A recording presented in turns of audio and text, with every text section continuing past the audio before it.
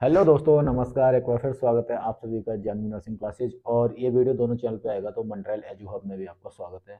और दोस्तों, ये वीडियो है वो बहुत इंपॉर्टेंट होने वाला है। जैसा कि आपने टाइटल और थंबनेल देख लिया होगा, बहुत सारे कमेंट्स आ रहे थे हमारे पास कि सर हम समदा CHO ज्वाइन करें या समदा GNM स्टाफ नर्स ज्वाइन करें। तो मैंने पूरी स्क्रिप्ट तैयार की है, ये नोटबुक देख सकते हो। और ऐसे नहीं कि आपको ऐसे ही बता दिया, अच्छे से पूरा डिस्कस करेंगे और आपके सारे डाउट्स को क्लियर करेंगे। ठीक है। जितने भी कैंडिडेट्स ने मुझे मैसेज किया था, कमेंट्स किया था कि सर आप हमें सलाह दीजिए। कुछ मेरे पर्सनल स्टूडेंट्स भी हैं, स्टूडेंट्स तो क्या है, मतलब जूनियर मान लेते हैं अपने, है ना। तो उन्हें भी पर्सनली कॉल करके भी पूछा, जैसे नीतीश जी हैं और भी हैं बहुत सारे, है ना। तो उन्हें पूछा कि सर हम कौन सा ज्वाइन करें, CHO बेस्ट है या फिर समदा स्टाफ नर्स बेस्ट है ना। तो चलिए दोनों का हम इधर CHO का कंपेरिजन करेंगे, इधर स्टाफ नर्स GNM समदा भर्ती का। ठीक है। सबसे पहले शुरुआत करते हैं हम कि दोनों पोस्ट किसके अंडर में काम करती हैं ना, मतलब रेगुलेट कौन करता है इन दोनों पोस्टों को। तो वो है अपना नेशनल हेल्थ मिशन NHM, स्वास्थ्य भवन में है, आप सभी अच्छे से जानते होंगे। ठीक है। तो वहाँ से दोनों पोस्ट रेगुलेट होती हैं। दोनों ही post under CSR rule, contractual hiring to civil post rules के अंडर दोनों ही आती हैं। दोनों ही उस 2022 के CSR रूल है उनके अंडर में दोनों हैं। उसी के अकॉर्डिंग भर्ती का जो रिक्रूटमेंट रहता है वो होता है। ठीक है। दोनों का एग्जाम फिलहाल कर्मचारी चयन बोर्ड करा रहा है। बाकी फर्स्ट जो वैकेंसी थी वो इसने राजस्थान कर्मचारी चयन बोर्ड ने नहीं कराई थी। ठीक है, CHO की। बाकी अभी दोनों का एग्जाम हुआ था, पिछली वैकेंसी का जो अभी ज्वाइनिंग देना बाकी है। इसीलिए तो वीडियो बनाया जा रहा है आप सभी के लिए, है ना, क्योंकि एक ही कैंडिडेट का सॉरी गाइस, एक ही कैंडिडेट्स का दोनों भर्ती में सिलेक्शन हुआ है। इधर समदा CHO में भी हुआ है, इधर समदा GNM में भी हुआ है। अब वो कंफ्यूज है कि बेस्ट कौन सा है, ज्वाइन कौन सा करें। तो आपका बिल्कुल डाउट्स नहीं रहेगा, वीडियो को लास्ट तक जरूर देखें और चैनल को सब्सक्राइब कर लेना। पास में जो बेल आइकन दिख रहा है उसको ऑल पर प्रेस कर लेना, और साथ ही साथ एक अच्छा सा कमेंट करना यदि आपका डाउट्स क्लियर हो गया हो तो। और अपने फ्रेंड्स तक शेयर जरूर कर देना ताकि उनका भी डाउट्स क्लियर हो जाए। और सबसे सटीक, सबसे पहले इन्फॉर्मेशन प्रोवाइड करते हैं हम। तो आपको सभी प्रकार की अपडेट्स पाने के लिए इस चैनल को सब्सक्राइब तो करना है। साथ ही साथ आप हमारा टेलीग्राम ग्रुप ज्वाइन कर सकते हो, जानवी नर्सिंग क्लासेज के नाम से, मंटाइल एजू हब के नाम से, दोनों ग्रुप हैं। साथ ही साथ आप हमें व्हाट्सएप पर भी फॉलो कर सकते हो चैनल को। और आपका इंस्टाग्राम और फेसबुक पर भी जानवी नर्सिंग क्लासेज के नाम से हम हैं, तो वहाँ पर भी आप हमें फॉलो कर सकते हो। ठीक है। चलिए पहले हम बात करेंगे, इस पक्ष में अपन CHO की बात करें, इस पक्ष में अपन GNM की बात करेंगे। ठीक है। तो अभी अपन बात करते हैं CHO की सैलरी की। ठीक है। सैलरी की बात करें, CHO को 25,000 फिक्स में मिलता है, प्लस आपका 15,000 इंसेंटिव मिलता है, PBI परफॉर्मेंस बेस्ड इंसेंटिव। और 400 रुपये पर मंथ मोबाइल रिचार्ज के भी यहाँ पर दिए जाते हैं। टोटल मिला के बात करें मोबाइल रिचार्ज का तो 40,400 रुपये बन जाता है किसमें, CHO में। लेकिन जो एक मोस्ट अमाउंट आता है वो आपका ओनली 25,000 आता है। ठीक। बाकी इंसेंटिव आपको लेटर ऑन मिल जाता है, ऐसा नहीं है कि मिलता नहीं, लेटर ऑन मिल जाता है एक साथ, कभी 5 महीने का, कभी 3 महीने का, कभी 6 महीने का, कभी जैसे भी आपका ड्यू रहता है उस हिसाब से लेटर ऑन आपका जो ड्यू है वो क्लियरेंस हो जाता है। आफ्टर दैट हम बात करेंगे GNM की सैलरी की, तो 18,900 मिलता है। कोई एक्स्ट्रा यहाँ पर बेनिफिट्स नहीं मिलते हैं, लाइक मोबाइल रिचार्ज अमाउंट और इंसेंटिव वगैरह, नथिंग लाइक दैट। ओके। तो इधर सैलरी का मेजर डिफरेंस है CHO वाली में, और इधर थोड़ा कम है ना, ये मेजर डिफरेंस है दोनों का। ठीक है। सैलरी के लेके देखें तो GNM ऐसे है और CHO ऐसे है। ठीक है। पहला कंपैरिजन हो गया। दूसरा कंपैरिजन कर लेते हैं हम यहाँ पर कटौती की, जो डिडक्शन होते हैं उसकी। तो दोनों ही CSR रूल से भर्ती हो रही है, तो दोनों में सेम क्या बोलते हैं, कटौती होने वाली है, सेम डिडक्शन होने वाला है। आपका 10% NPS कटेगा, पहले TDS कटता था राजस्थान CHO का, और अभी आपका NPS कटना शुरू हो गया है। ठीक है। NPS कब से कटना शुरू हुआ है, मई 2023 से, जब से CSR में ज्वाइन किया है तब से। ठीक है। अब डिडक्शन कितना होता है CHO का, तो वो होता है 2,500 रुपीज़। ओके। और इतना ही, जितना आपका डिडक्शन हो रहा है उतना ही गवर्नमेंट का कॉन्ट्रीब्यूशन रहता है, तो वो 5,000 आपका NPS अकाउंट के अंदर जमा हो जाता है। आफ्टर दैट हम बात करें संविदा नर्स की, हेलो, है ना, संविदा नर्स की। तो यहाँ पर डिडक्शन होता है वो 10% ही होता है NPS का। तो इनका जो डिडक्शन रहता है वो 1,890 रुपये होता है, 1,890 रुपये डिडक्ट हो जाते हैं। तो इधर in hand salary Samda GNM में जो मिलती है वो 17,000 रुपये मिलती है। ठीक है। और इधर अपन बात करें CHO की, तो 22,500 आपका डिडक्शन के बाद फिक्स पे मिल जाता है और 15,000 आपका इंसेंटिव, 400 रुपये मोबाइल रिचार्ज। तो मैंने कहा था ना, सैलरी को कंपेयर करें तो ऐसे रख सकते हो, ये समदा नर्स, ये CHO, ठीक है। उसके बाद में हम बात करेंगे कि सर कुछ बच्चे कह रहे हैं सर परमानेंसी के चांसेस किस में ज़्यादा हैं, फ्यूचर अच्छा किस में है। तो फ्यूचर का मैं आपको बता दूं, तो फ्यूचर बात करता हूँ दोनों CSR रूल में है। यदि परमानेंट होंगे तो दोनों ही होंगे, और नहीं होंगे तो दोनों ही नहीं होंगे, ठीक है। बाकी एक एक्स्ट्रा जो बेनिफिट्स है जैसे समदा नर्स का, वो ये है कि अभी भर्ती में बोनस दिया है उनको। लेकिन एक चीज़ मैं आपको यहाँ क्लियर कर दूँ कि इन फ्यूचर जैसे CHO भी क्या है,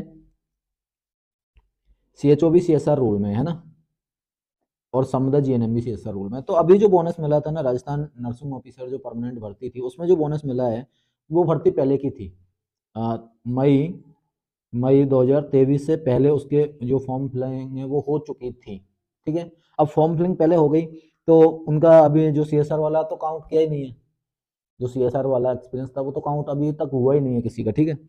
बाकी मैं आपको बता दूं कि CHO को भी जो बोनस दिया है ना अभी इस वाली भर्ती में, वो CHO पद का नहीं दिया है, ठीक है। तो आप ये दोनों डाउट्स क्लियर कर लेना कि ना ही तो अभी GNM समदा वालों को बोनस का पता है कि आगे दिया जाएगा या नहीं।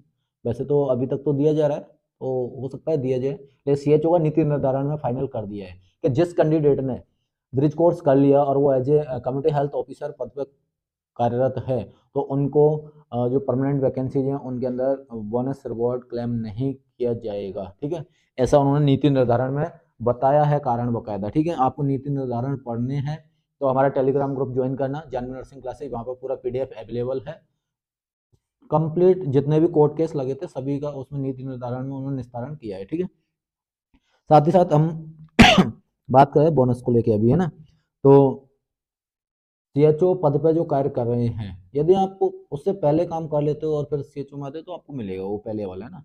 जैसे CHO ने कोविड में काम किया था 5 में, तो उनको बोनस दिया गया है क्योंकि उन्होंने स्टाफ नर्स की PIP पे वर्क किया था 7,900 वाली पे, है ना, और कार्यवाहक लगाया गया था without any completion of bridge course, ठीक है। तो वो CHO पद का आपको मतलब CHO को बोनस अंक नहीं मिला है। अगर आपके दिमाग में ऐसा कुछ है तो निकाल देना, ठीक है। उसके बाद में बात करेंगे, क्योंकि अभी दोनों भर्ती CSR के अंडर में है, लेकिन समदा नर्स को मे भी पॉसिबल हो कि बोनस दिया जाए, लेकिन CHO के लिए तो अभी नीति निर्धारण में बिल्कुल मना कर दिया स्पष्ट। अब आप कोर्ट केस करो या कुछ भी करो वो आपका मैटर है, मैं ऐसी सलाह नहीं देता किसी को फालतू की, है ना। वर्कलोड की बात करते हैं तो अपने CHO में क्या रहता है, OPD रहती है एक तो, है ना। OPD में खींच के 5 से 10 पेशेंट आते हैं एवरेज, और कुछ सेंटर्स ऐसे होते हैं जिनकी पॉपुलेशन 5,000 6,000 है रेयर केस में, तो उनके यहाँ OPD 20 तक चली जाती है ना, 20 तक चली जाती है रोज की। लेकिन एक चीज़ मैं आपको यहाँ पे बता दूँ, CHO के अंदर तो वर्कलोड मुझे लगा, मैं CHO काम किया हूँ तो मुझे लगा कि नील के बराबर है वर्कलोड। बट हल्का सा जैसे कुछ फ्रेशर कैंडिडेट्स आएंगे ना तो उनको ऐसा लगेगा कि यार ये तो मेंटल टॉर्चर करने वाली जॉब है, मेंटली स्ट्रेस ज़्यादा रहेगा, है ना, फ्रेशर आओगे तो। यदि आपने प्राइवेट कर रखा है कहीं, जो जैसे हमारे साथी थे, जो हमारे साथी थे तो उनको देखते थे जिन्होंने प्राइवेट जॉब कर रखा है ना, तो वो लोग बोलते थे कि यार बहुत मस्त जॉब है ना। लेकिन जब मैंने ज्वाइन किया था 2021 में, तो मुझे ऐसा लगता था कि यार अपने लिए नहीं बनी है जॉब, है ना। तो अब फाइनली रिजाइन कर रहे हैं।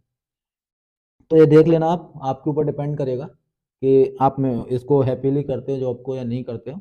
बाकी स्टाफ नर्स की बात करें तो अभी इसका भी मैं बोनस ना तो ये कह सकता कि मिल जाएगा आपको, और ना ये कह सकता कि नहीं मिलेगा, क्योंकि अभी तक CSR में आने के बाद बोनस किसी को नहीं मिला है। CSR अभी भर्ती नहीं हुई उसके बाद में, क्योंकि भर्ती ये 2023 वाली थी। इसका अनुभव पहले ही जो CSR में ज्वाइन करने से पहले का है, तो इसका तो अपन कुछ कह ही नहीं सकते, ठीक है। उसके बाद में हम बात करेंगे यहाँ पर इसके वर्कलोड की, समदा GNM की, है ना। तो ये वर्कलोड इसमें एज ए नर्सिंग ऑफिसर आप जो वर्क करते हो, तो चाहे आप PSC पे लगोगे या CSC पे लगोगे या सब DH पे लगोगे या DH पे लगोगे या फिर मेडिकल कॉलेज पे लगोगे, वो डिपेंड करता है डिफरेंट इंस्टीट्यूट पे, है ना। आप कहाँ जॉब करोगे वो एज ए नर्सिंग ऑफिसर आपका वही वर्कलोड रहेगा। उसके बाद में बात करेंगे डिपार्टमेंट की, तो दोनों अंडर एनएचएम वर्क कर रहे हैं। उसके बाद मेडिक्लेम पॉलिसी की बात करें तो सीएसआर में जितनी भी पोस्ट हैं, चाहे डीपीएम है, बीपीएम है, डिस्ट्रिक्ट लेवल की पोस्ट है डीपीएम, तो डीपीएम डिस्ट्रिक्ट लेवल से लेके और सब सेंटर लेवल तक अभी तक मैंने किसी से नहीं सुना कि मेडिक्लेम पॉलिसी का लाभ दिया जा रहा है ना। मतलब सीएसआर रूल के अंदर मेडिक्लेम पॉलिसी है तो सही, लेकिन अभी तक वो धरातल पे नहीं आई है मेरे हिसाब से। बाकी गवर्नमेंट की स्कीम है, तो आप गवर्नमेंट के कर्मचारी हो तो मिलेगी वैसे तो, लेकिन अभी तक किसी ने मेरे से ये नहीं कहा कि हमें मिला है इसका लाभ, तो मैं अभी तक कुछ नहीं कह सकता इसके रिगार्डिंग, मेडिक्लेम पॉलिसी के रिगार्डिंग। बाकी सीएसआर रूल में दिया गया है ना। अभी एक कोई हमारे साथी हैं, उनका एक्सीडेंट हो गया काफ़ी टाइम से कोमा में, लेकिन सुनने में आता है बार बार, जैसे जो ब्लॉक लेवल के अध्यक्ष होते हैं या जिला लेवल के, उनसे कि गवर्नमेंट ने अभी तक उनकी कोई सहायता नहीं की है। ठीक है, जो भी यूनियन है, जो परिवार है उनका, वही मदद कर रहे हैं ना। तो मेडिक्लेम पॉलिसी के रिगार्डिंग मैं कुछ नहीं बोल सकता अभी। और आपको एक चीज़ बता दूं, ये वीडियो एजुकेशनल और इन्फॉर्मेशन पर्पज से होने वाली है। ठीक है, परमानेंसी की बात करें तो सीएसआर रूल में नियमितीकरण का चल रहा है अभी, कुछ कैडर की ग्रेड पे वगैरह फिक्स करके उन्होंने भेज दिया, लेकिन ये पता नहीं है कि वो अंडर एनएचएम रखेंगे, जैसे एमपी में परमानेंट किया है तो अंडर एनएचएम किया है। हरियाणा में, जैसे हरियाणा में 5 साल हो जाते हैं तो उनको डीए दे दिए, वो एचआरए दे दिया जाता है। 10 साल हो जाएंगे तो उनको डीए की सुविधा दे दी जाएगी। तो आपका अमाउंट तो बढ़ता रहेगा, 5% दोनों ही, दोनों तरफ, चाहे समदा जीएनएम हो चाहे सीएचओ, दोनों तरफ 5% इंक्रीमेंट मिलता है ना। 1 ईयर आपका जैसे ही कंप्लीशन होगा तो आपका इंक्रीमेंट लग जाएगा।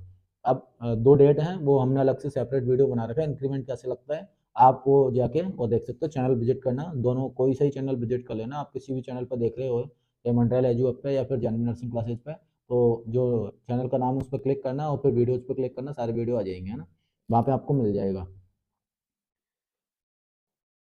और दोस्तों एक अलग ही डाउट था किसी बच्चे का, उन्होंने कहा था कि बॉस आप हमें ये समझाओ कि शायद, 1 मिनट चालू रखना, उनका कहना है कि हम पहले जीएनएम समुदाय ज्वाइन कर लेता हूँ मैं, तो क्या मुझे 3 महीने का पेमेंट जमा कराना पड़ेगा अगर सीएचओ में हो जाता है तो, या तो सीएचओ में ज्वाइन कर लूँ और फिर समुदाय जीएनएम में ज्वाइन करूँ, ऐसा कुछ क्वेश्चन था उनका।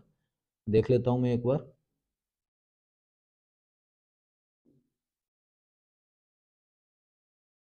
ओके ओके, यस, ये बोल रहे हैं सर, आप बोल रहे हैं कि सीएसआर रूल में 3 महीने पहले इन्फॉर्म करना पड़ेगा रिजाइन करने से पहले। हाँ, तो सीएसआर रूल में ऐसा लिखा हुआ है इसलिए बोला है ना। एक डाउट है उसे भी क्लियर करें।